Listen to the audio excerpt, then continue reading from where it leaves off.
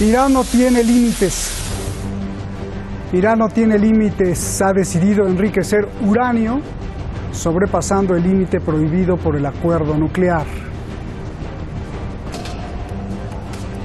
¿Quién es el culpable?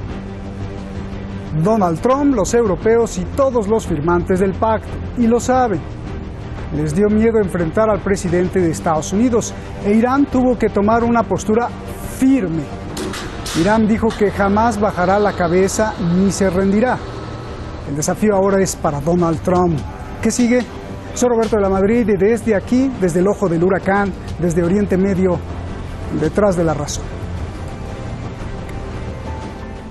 They've said that they're going to enrich uranium past 3.67% purity. The already high tensions between the U.S. and Iran are rising Sunday after Tehran confirmed it would begin enriching uranium above agreed-upon limits. Officials there have confirmed that they are set to breach the uranium limits set out in the nuclear deal. At a press conference today, Iran's deputy foreign minister said they will enrich uranium to whatever levels they want.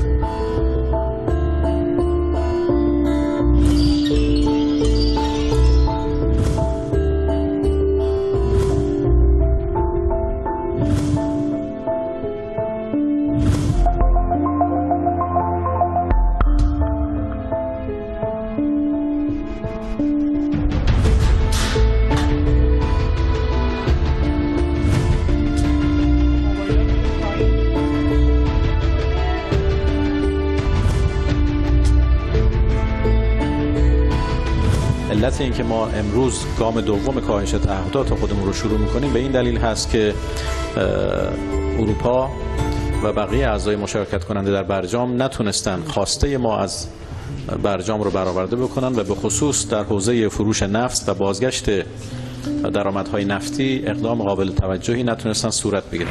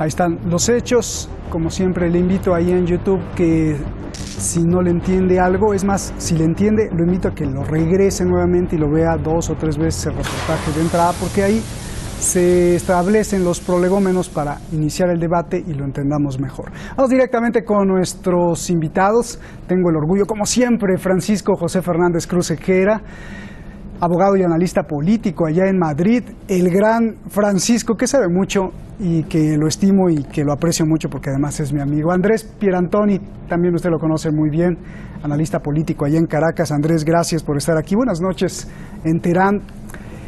Tengo muchas preguntas. Andrés, comienzo contigo. A ver, ¿en qué ayudará a Irán enriquecer uranio más allá del límite permitido por el acuerdo nuclear? Por favor. Bueno, muchas gracias por la invitación. Beneficia a Irán no solo desde el punto de vista político y de la negociación como tal para tratar de lograr que Europa, los 3 países firmantes de la Unión Europea, Alemania, Gran Bretaña y Francia, respeten el acuerdo, así como lo están respetando Chile y Rusia, sino que además permitiría utilizar con el 5% de enriquecimiento, en vez del límite del 3,67%, el 5% permitiría utilizarlo en la central eléctrica nuclear de Bushehr. Si después fuera necesario seguir incrementando el porcentaje de enriquecimiento en función de que las partes no cumplen, en este caso los 3 países europeos no cumplen con el acuerdo, Entonces eso permitiría, por ejemplo, investigaciones científicas con un nivel de 20%, inclusive el uso de este uranio enriquecido para submarino atómico, no atómico en el sentido que que sean portadores de bomba atómica, porque Irán definitivamente no está en esa línea.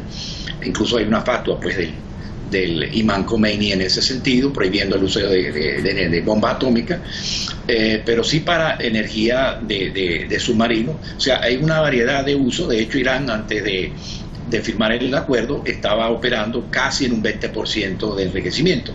Ahora, para llegar a la bomba atómica se necesita un 90%, y en ningún momento Irán tiene planteado llegar a ese nivel. Bien. Francisco, un gustazo como siempre.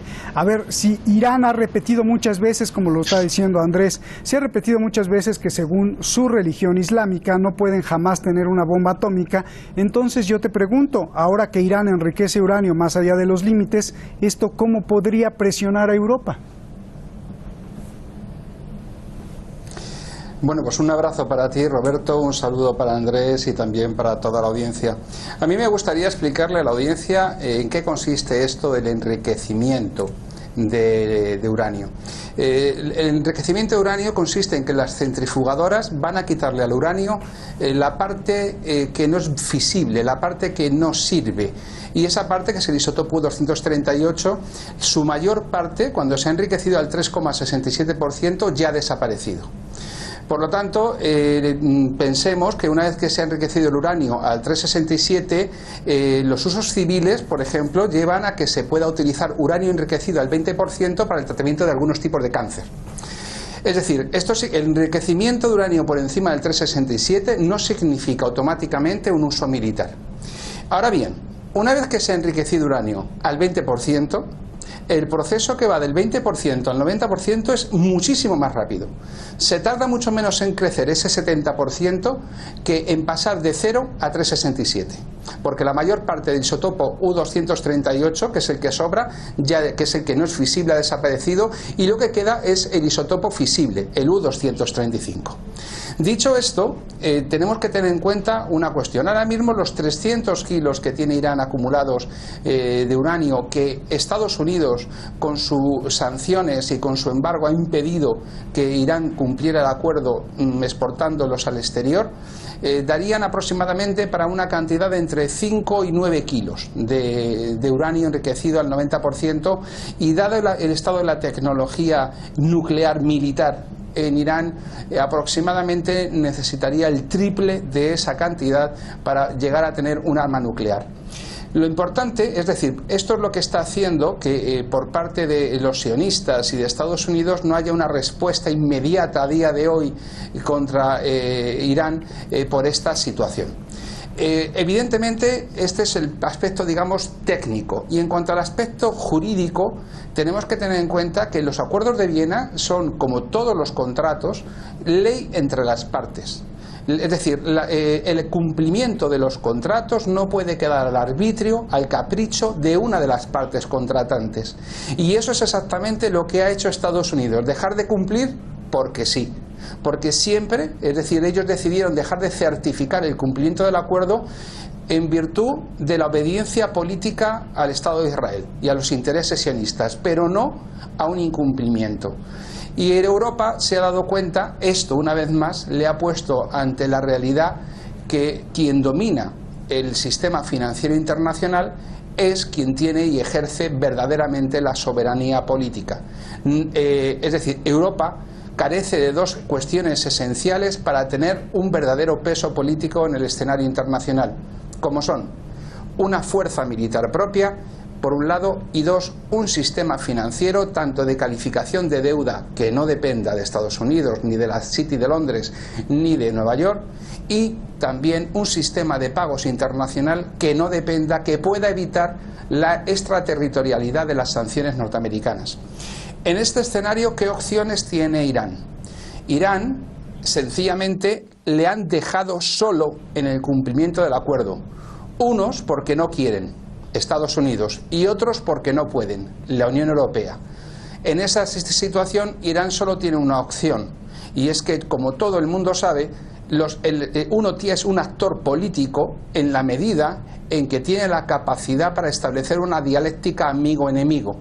Y esa capacidad dialéctica hoy día solo se impone en el escenario internacional por medio de la posesión de la bomba y la capacidad para proyectarla. E Irán tiene uno y está en vías de obtener otro. Veremos qué hace Estados Unidos con ello. Bien.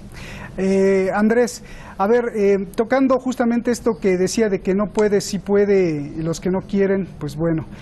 Yo te pregunto, el vicecanciller iraní para asuntos políticos, Seyed Abbas Araghchi, de Irán, acusó textualmente al Reino Unido, Francia, Alemania, China y Rusia de impotentes, ya que no pudieron cumplir sus compromisos del acuerdo nuclear ante las sanciones de Estados Unidos. Yo te pregunto, si los europeos, China y Rusia juntos no pudieron vencer las sanciones, ¿cómo hará Irán para vencerlas solo? Bueno, lo que está haciendo Estados Unidos es una apuesta riesgosa también para Estados Unidos, en el sentido de que pretenden desconocer una realidad geopolítica. El problema del acuerdo nuclear y del problema de las armas nucleares que pudiera desarrollar Irán es realmente un falso pretexto. Todo el mundo sabe que eso no está planteado. El problema de fondo, el problema real, y de hecho lo han mencionado las autoridades norteamericanas, el mismo presidente Trump, es la agresiva, según ellos, política expansionista de Irán, su apoyo supuesto a la lucha de la independencia y soberanía de Yemen, su respaldo al pueblo palestino, su respaldo al pueblo libanés y a Hezbollah y al gobierno y al Estado sirio. Entonces ellos trataban y pensaban, con la estrategia de Obama y Hillary Clinton, como mismo Trump denunció en el 2016 en la campaña electoral, que con el ISIS iban a acabar con toda esa relación y todo ese peso geopolítico de Irán, dividiendo el Medio Oriente en pedazos y permitiendo por consiguiente a Israel seguir con su plan de expansión hacia el gran Israel. En realidad, en la medida en que Irán logre resistir estas presiones, no es menos cierto que no es simplemente un deterrente el hecho de tener un arma nuclear. Irán tiene deterrente muy importante, sin necesidad del arma nuclear. Tiene el deterrente Hezbollah, tiene el deterrente palestino en la Franja de Gaza, tiene el deterrente del mismo gobierno sirio y el Estado sirio. Quiere decir, la capacidad de contraofensiva que puede desplegar Irán desde la base de cohetes y misiles que tiene en el territorio del sur del Líbano, en el territorio del mismo Gaza, que demostró recientemente con una cantidad de más de 200, 300 misiles en un lapso de pocas horas, ya genera una amenaza muy concreta sobre Israel. Entonces, realmente es un bluff lo que está tratando de hacer Estados Unidos. Si este bluff se transforma en un ataque, en el caso, por ejemplo, instalaciones de la Guardia Revolucionaria iraní, evidentemente eso va a conllevar varias consecuencias. En primer lugar, Irán va a responder, pudiera responder sobre el estrecho de Hormuz, pudiera responder contraatacando sobre los enemigos en la zona que son Israel y Arabia Saudita, y al mismo tiempo eso terminaría de cavar un foso infranqueable entre Estados Unidos e inclusive países occidentales con Irán, que después de 40 años de la caída del Shah, Occidente, en particular Estados Unidos, no ha logrado restablecer relaciones concretas, serias, con el principal actor presente y futuro del Medio Oriente, que es Irán. Y eso terminaría facilitando, desde luego, la mayor presencia rusa y China, y sobre todo rusa, en el caso de la parte de hidrocarburos, hacia el Golfo Pérsico, hacia los Oceanos, en contra de todas las estrategias de Estados Unidos a lo largo de la época de Stalin para acá. Entonces, sería un autogol muy grave, geopolítico y estratégico, por parte de Estados Unidos, si pretende pasar del bluff a acciones de tipo militar. Por eso la Fuerza Armada norteamericana, estadounidense, ha sido muy conservadora y ha presionado contra los halcones, Bolton, Pompeo y otros, para no actuar en contra de Irán, porque saben las consecuencias que eso va a traer en el terreno militar y geopolítico. Bien. Francisco, ¿Estamos más cerca de una guerra o estamos más lejos de la guerra? Aquí hay muchas cosas que quiero preguntarte. Hay análisis geopolíticos muy opuestos. Algunos dicen que jamás Estados Unidos se enfrentará a Irán por muchas razones. Una guerra interminable, muy costosa y sobre todo porque Estados Unidos necesita que Irán sea visto como amenaza para seguir vendiendo armas a los aliados como Arabia Saudí. Hay otros análisis que dicen que todos los días crece más y más y más la posibilidad de que se desate una guerra, ya sea por error, ya sea porque Irán no está dispuesto a rendir, además de que hay más presión militar de Estados Unidos. ¿Qué piensas tú? Bueno, yo creo que quienes dicen que estamos más o menos cerca de una guerra o que aducen que a la guerra se llegan por error o este tipo de cuestiones que me planteas, yo lo veo sencillamente como una forma de querer explicar aquello a lo que no le encuentran una explicación aunque la tenga. Y entonces le dan esa, pero no porque sea una explicación racional. Estamos hablando de que aquí se entrecruzan distintos conflictos en una misma región. Por un lado tenemos el tradicional enfrentamiento entre sunitas y chiitas. Por otro lado tenemos el enfrentamiento entre los países árabes e Israel. Por otro lado tenemos el enfrentamiento entre las distintas milicias leales como a Israel, en el Líbano, en estos lugares, la cuestión de los territorios ocupados, y al mismo tiempo nos encontramos con los intereses de tipo energético en cuanto a las distintas salidas del gas de Asia Central, bien por el Mediterráneo o bien los oleoductos o gasoductos de cada uno y por cuál es el trazado. Y a ello hay que añadirle los intereses chinos en cuanto a la nueva ruta de la seda que pretende trazar una ruta comercial que vaya de Lisboa a Pekín. Por lo tanto, se entrecruzan toda una serie de cuestiones y de intereses estratégicos verdaderamente complejos. ¿Estamos más cerca de la guerra? Bien, en este momento, ya hace muchos años, James Clark, el teniente general norteamericano, nos avisó de que había un proyecto de invadir 7 países. Evidentemente ese proyecto, esa declaración, que está en YouTube, que la puede ver cualquiera, es completamente cierta. Ahora bien, cuando se dijo aquello y cuando se trazaron esos planes, todavía no los habían ejecutado. Ahora ya se han ejecutado parte de ellos. ¿Y qué se han encontrado? Que no es lo mismo agredir, atacar, bombardear, que administrar. Ocupar un territorio significa su administración. La complejidad étnica de Irán, su extensión, su volumen de población, aunque desde el punto de vista del armamento convencional Irán frente a Estados Unidos es muy pequeño, porque estamos hablando de que Estados Unidos es el 50% del presupuesto militar del mundo y su principal industria es esa, la militar, evidentemente probablemente tendrían capacidad para destruir todo el sistema de infraestructuras de Irán a través del armamento convencional. La pregunta es, ¿y al día siguiente qué? Porque al día siguiente se pueden encontrar un avispero como ha sido Afganistán o un avispero como ha sido Irak, y no nos olvidemos que tienen otros frentes abiertos como son el contencioso con Rusia y la situación de Corea, que nadie quiere terminar de resolver, porque la idea de una Corea reunificada muy probablemente redundaría en beneficio de China en un enfrentamiento con Japón y en una situación de tensión en Extremo Oriente que Estados Unidos tampoco desea, quiere mantener el statu quo. Por lo tanto, la cuestión ahora mismo no es si estamos más cerca o menos o más lejos de una guerra. Creo que estamos exactamente igual de cerca que hace un mes o hace 2 o hace 3. La diferencia es que las circunstancias han cambiado y tenemos que esperar a ver cómo evolucionan, porque hay otro actor en este juego que ese sí tiene 100 ojivas nucleares, que es Israel, y que en un momento determinado sí puede decidir jugar por libre, forzando a Estados Unidos o arrastrándolo a una política que a lo mejor no es la que desea.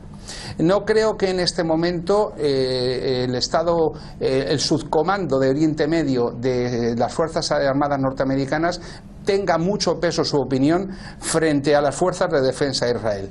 Si Israel se siente agredido, como ya ha hecho en el pasado, atacará las instalaciones nucleares iraníes. E Irán responderá con los medios antiaéreos que tiene a su alcance. Ahora, no tengo ninguna duda que no hay ni un solo soldado norteamericano que vaya a poner una bota en Irán. Nunca, de ninguna manera. Tratarán de hacer, en esta guerra de quinta generación, en el que la guerra económica, la guerra informativa, la guerra energética, todo se combina y se mezcla, tratarán de hacer colapsar el país, probablemente. Tratarán de hacer colapsar el régimen, seguramente. Tratarán de dividir a sus fuerzas armadas de alguna manera. Pues seguramente tratarán de provocar terrorismo o de provocar movimientos intestinos de revueltas, tanto en el extremo oriental como en el extremo occidental de Irán. Seguramente. Pero una guerra abierta, tal y como la hemos visto en la campaña contra Irak, seguro que no. Bien, oye, Francisco, ahí te iba a preguntar, ¿hay la posibilidad de que estemos yendo a un callejón sin salida donde la guerra sea la única opción? Te lo pregunto porque a Donald Trump pues ya se le acabaron las armas, ¿no? Lo pregunto por lo siguiente.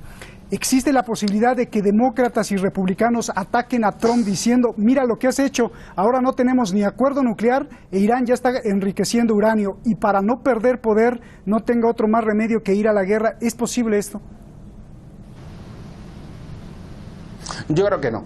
Vamos a ver, para empezar, ya no existe una diferencia entre un estado de paz y un estado de guerra.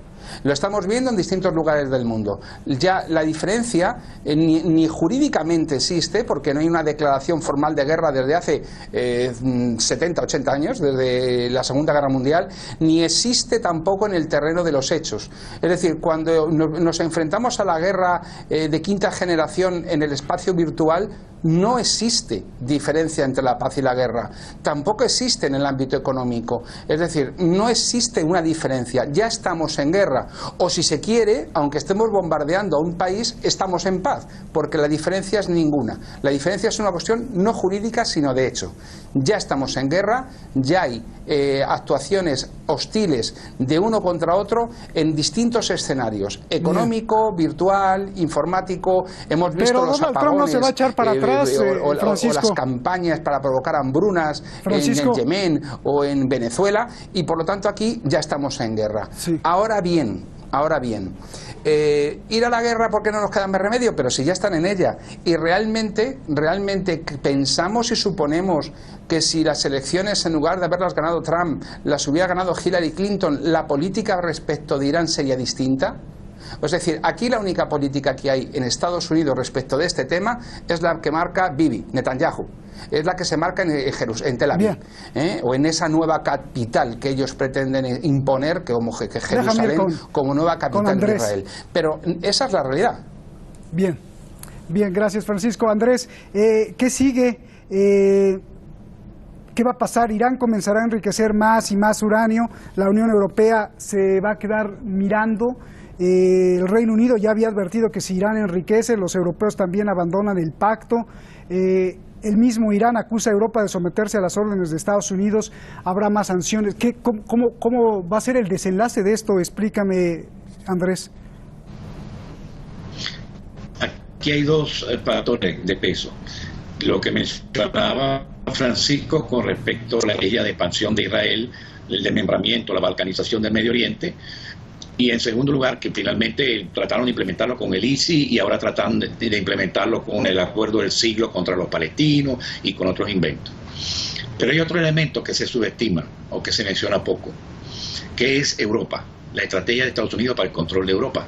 Sin el control y el dominio de Europa, de Estados Unidos, con el 25% del PIB mundial y no el 50%, como lo tenía en 1945, pierde el control del mundo, el monopolio pues, de la gran potencia, etcétera, ya no podría dominar como ahora.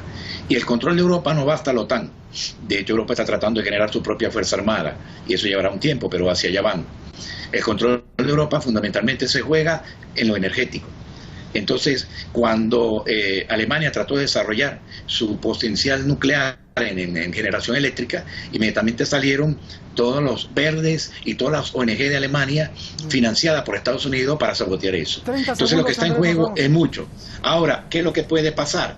Muy sencillo. La peor situación para Estados Unidos es que Irán definitivamente entre en la alianza estrecha con Rusia y con China y pase a ser parte de un bloque euroasiático donde Europa y Estados Unidos perderían mucha capacidad de influencia y mucho peso geopolítico en toda la región medio oriental y en el área mediterránea. Pues muchas gracias, Andrés, Francisco, un abrazo a los dos, les aprecio mucho. Gracias, se nos fue el tiempo rapidísimo. Gracias. Irán se ha convertido en un obstáculo para las intenciones del Estado profundo allá en Washington.